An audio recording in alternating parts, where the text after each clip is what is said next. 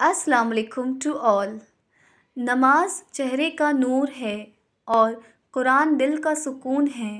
وضو سے شکر، قرآن سے عقل اور نماز سے نسل پاک ہوتی ہے۔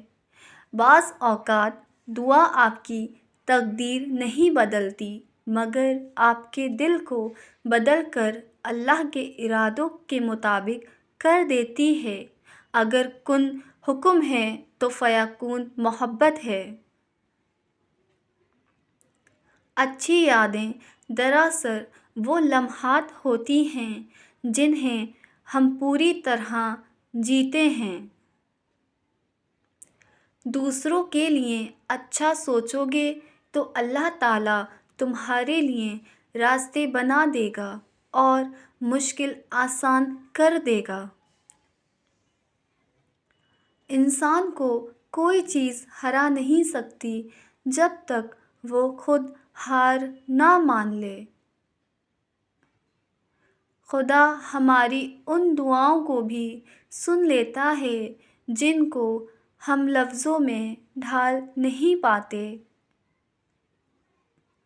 ان لوگوں پر اعتبار کرو جو تمہاری 3 باتیں بھاپ سکیں: تمہاری ہنسی میں پوشیدہ درد، تمہارے غصے میں پوشیدہ پیار اور تمہاری خاموشی میں پوشیدہ وجہ۔ اپنے بچوں کو دین سکھا دیں، باقی سب کچھ ان کو دین سکھا دے گا۔ دوسروں پر آئی مصیبت کو سزا اور خود پر آئی کو آزمائش سمجھنے والا بھی تکبر میں مبتلا ہے۔ بے شک اللہ تعالیٰ کھوئی ہوئی مسکراہٹیں واپس لانے پر قادر ہے۔ دوسروں کو نصیحت کے پھول دیتے وقت خود کو ان کی خوشبو لینا نہ بھولیں۔ کسی کے احساسات کو مت توڑیں، احساسات کے ٹوٹنے پر انسان ٹوٹ جاتے ہیں۔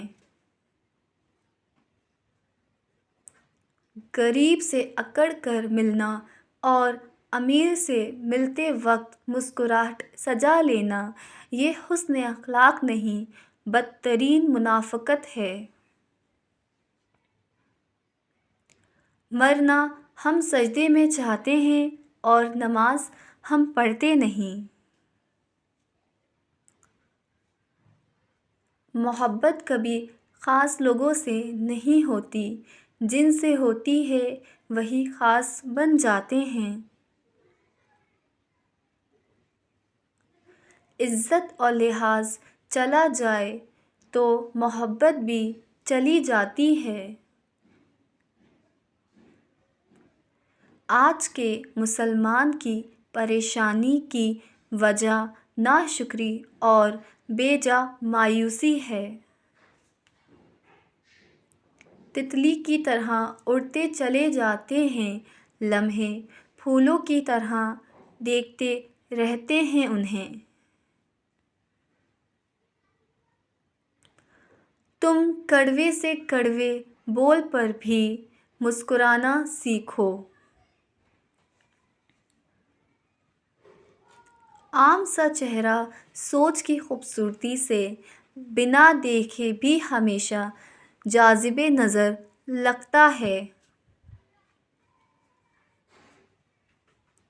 نیت کی حد تک بھلا چاہنے میں ہمارا جاتا تو کچھ نہیں، لیکن مکافات عمل کی صورت میں یہ ہمیں بہت کچھ دے جاتا ہے۔